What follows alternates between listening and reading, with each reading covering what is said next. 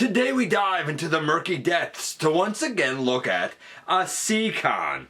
This time it's this guy, Lobclaw or Nautilator. It's the one seacon member, the one mold that I was missing when I looked at God Neptune. And this guy's going to be our focus this time around in the latest GotBot True Review.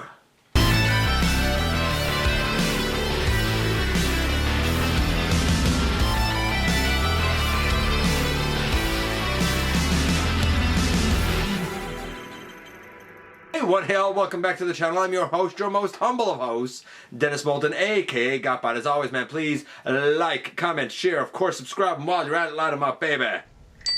And hit that notification bell, please. It helps me out a ton and lets you know when content of all sorts goes up here on the channel. Check out Machinery of Man, The Everything Factor, all the groups that I'm either a mod or an admin for, as well as all of my social media links. All those links, everything down in the description below. If you're in a position to help the channel to grow, you can use the donate link. Check us out on Patreon. See what we offer to you through Teespring. Or, of course, man, hit the join button and become a channel member right here on YouTube. And this is Lobclaw or Nautilator. Depends on which fiction you kind of follow. And when his head is turned around there because his head is actually surprisingly, well, not even surprisingly loose. This is Takara, and I always find that their QC is iffy at best, but yeah, his head is really loose. Anyway, I digress. This is the one mold that I was missing. When I was fortunate enough to get the God Neptune set, Lob Hammer, which is what this guy would have become had he been a member of that team, he wasn't included. It was only 5 members there. This guy wasn't there. So I'm kind of tickled to be able to actually get him as I work toward getting King Poseidon. This guy is going to be like kind of my one standout difference. Is he good or is he not? I've heard some kind of mixed feedback on this guy over the last, year and a half, I suppose, since he's been out. Some good, some not so good. So what do I think? Well, we're about to find out when we head over to the table and take a closer look at this guy. And yes, indeed, today we're going to take a look at the one member of the seacons that, for me, is going to be different between the God Neptune repaint and who will end up being my King Poseidon. This, of course, is Lobclaw or Nautilator if you prefer. Now, to be fair, I looked at everything to do with God Neptune back in episode 820, the entire box set, because it came as a box set. And this is the one mold missing from that set. And I said then, when I finally get this guy in hand as part of King Poseidon, we'll take a look at him and his modes then. Of course, before we look at this seacon member, we have to look at the packaging first. And we got your typical kind of outer packaging for Selects.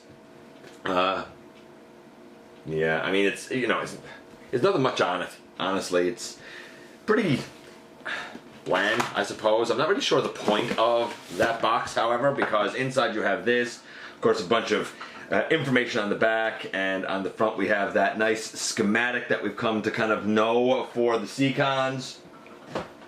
And, of course, we are told that this is Generation Select Seacon, Lobclaw, Nautilator, whatever you want to call them.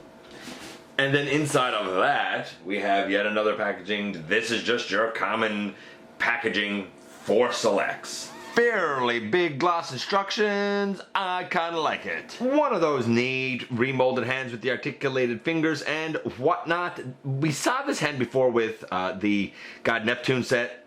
This time it's the exact same hand, except all painted, well, not even painted, cast in black plastic. His blaster is also cast in black plastic. It's a nice simple mold. No paint though. And then we got us one of them axe pieces. I don't know if I prefer the kind of bronzy blade of the God Neptune recolor or the sort of like metallic-y pinkish blade of this one, because the metallic-y pinkish, something about it feels aquatic to me, as weird as that is to say. I mean, all of his accessories can kind of go stored on him in his monster lobster mode. I know, it's pretty iffy, but you know what? It was iffy to put all the accessories on Tentakill as well. I looked at Tentakill in episode 819 already. And now we can start getting into a little bit of the nitty gritty. First things first, there's a ton of paint on this guy. The upper arms, the outer claw, that light blue, down on the toes, that light blue. I think the head is cast in black. I think. and I believe all that green and yellow and the like Decepticon symbol, I think all of that is paint or tampo. The knees have paint, so there's actually a significant amount of paint on this guy. I want to say that the base plastic colors are the darker tealy color and the black. I think that's the base plastic colors used. So a lot of paint. We'll see if that translates over as well in the robot mode, but so far, kind of impressive. We're going to do all of the modes here and kind of end off in robot. So I'm not really going to give scores now. We'll see how the transformations go. Let's go to his blaster mode first, and then from there leg mode, arm mode, which is the mode he will actually be used for combined for me, and then finally robot mode. So that's kind of how we'll cycle through it. Try to do this as quickly as we can for the most part. So where do we exactly begin with this? I'm going to actually turn the guy around here and make it a little easier on myself, because we're going to kind of start down at the tail here first. And to begin, we fold the tail out. It's your choice. I think it's suggested that you take his blaster and peg that somewhere here.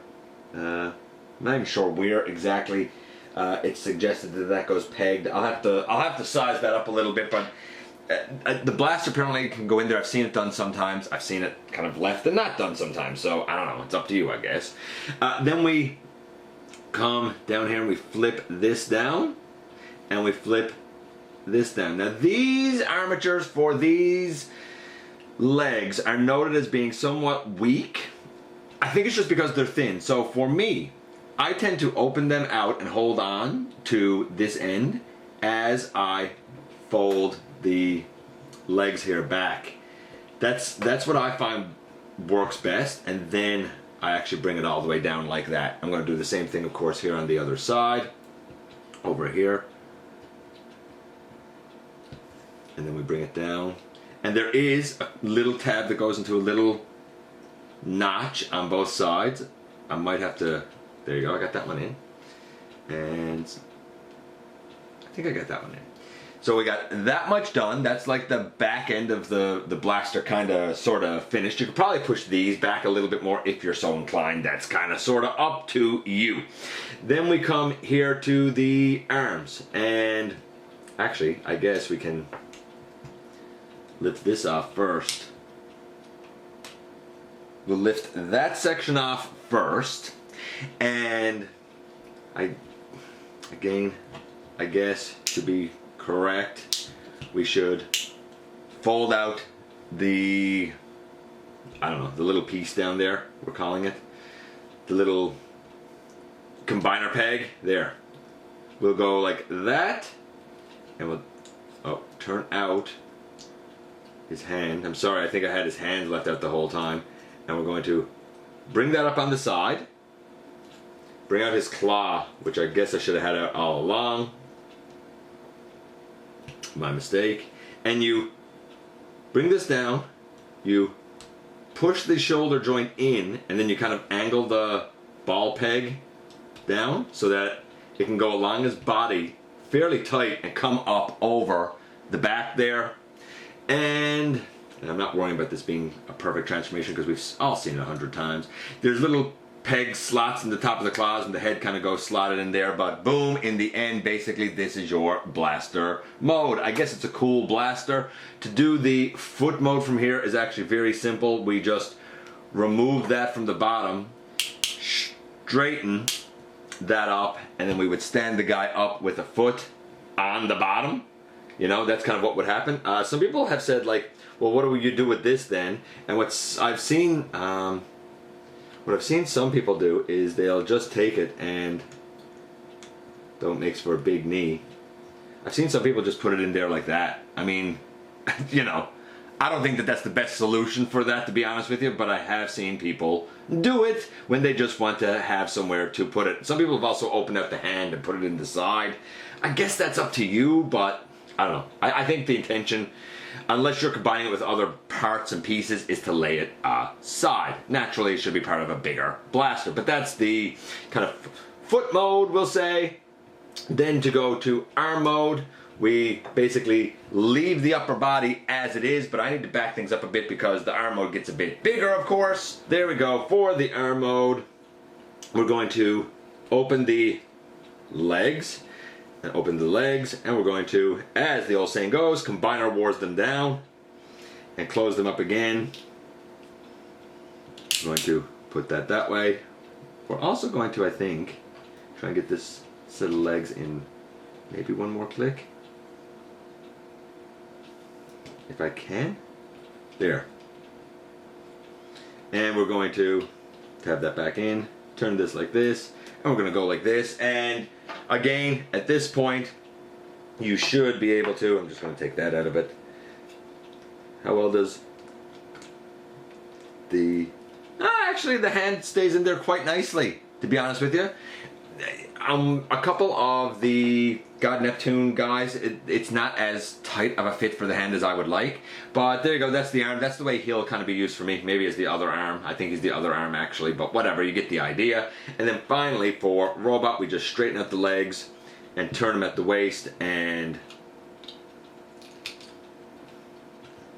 split the legs. Me, personally, I prefer, instead of having these kind of like left behind, I prefer, I have to untab this, taking these and bringing them all the way to the front on the side of the leg. That's how I prefer, but I don't think that's how it officially is supposed to be. It's just, that is a pure personal preference on my part.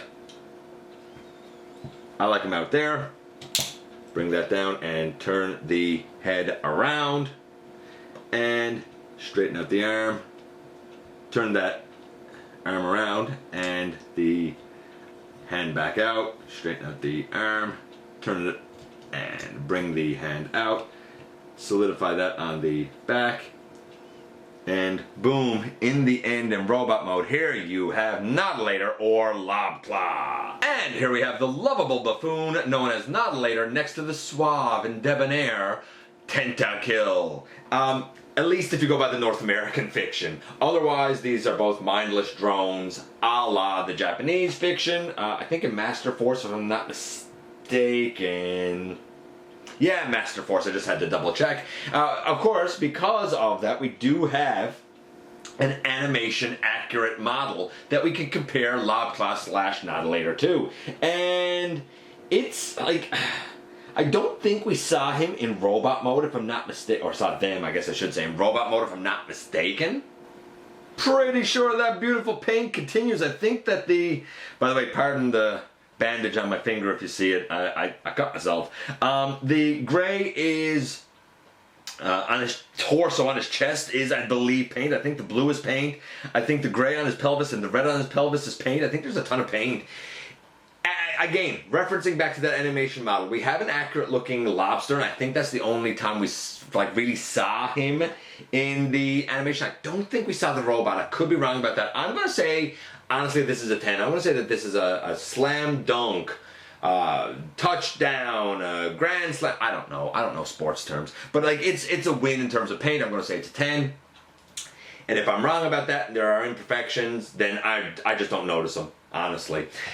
What about the transformation? I think it all works pretty logical. It makes sense. I'm going to say that it is a 9.5.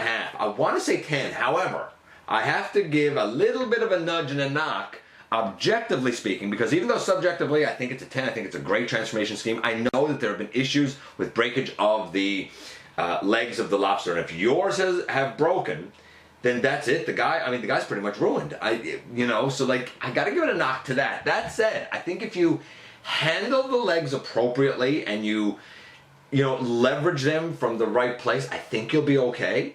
Don't quote me on that. I'm just saying what my experience has been. So far, I think he's pretty great. In terms of the articulation, we have a super duper loose head. Like, super loose head that does go left and right. Wiggles up and down, but like it is really, really loose. The arms, they can go all the way around, out to the side. We have elbow to 90 degrees. We have a swivel there because of the ball joint. The wrists have nothing, but they can, like, again, because of the claw, it can go out.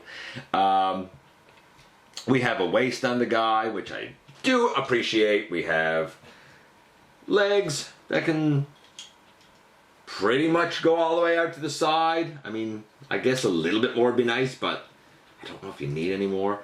Forward, back, thigh swivel is nice. Need a 90 degrees, of course, no ankle tilt. That's really the only thing that I miss on this guy's. Ankle tilt would be nice. So again, I'm going to say 9. Here's why I'm saying 9 and not higher, because the head is super duper loose, like incredibly loose on my copy. That's a tolerance issue. And there's no ankle. We have come to sort of expect that now, even though I understand that it was an original limitation of the mold to begin with. But still, since it's something that we have now, you do kind of miss it. So I'm going to say a 9 for that. So we had a 9, a 9.5, and a 10. Overall, I would say that this guy's a 9.5. I think, here's the thing, I think it's cool to have him as a member of the Seacons. He is a fine enough blaster. He has a solid arm. He has a solid leg. He's a cool lobster creature guy. And he's a functional robot, and you would think that these legs would really get in the way, and they don't. Overall, I think he's a 9.5. Even if you don't have the other Seacons, Nautilator is just fun by himself.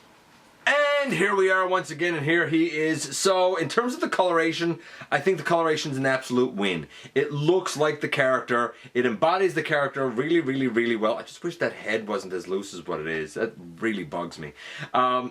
But it embodies the character really, really, really well. There's a ton of paint on here. We have the extra, like, new pieces with those legs down there. So, like, yeah, for the look, I absolutely dig it. What about for the functionality? Function's fine, except for that loose head. I mean, if that wasn't the case, and I'm sure that that's just a case of my copy of the mold. But, yeah, I mean, outside of that, it does everything I would want it to. No ankle tilt, that's a shame. We've become used to it. But when these guys came out, that really wasn't a thing at the deluxe price point. So I'm okay with it, and the value is sort of made up with the extra paint and pieces.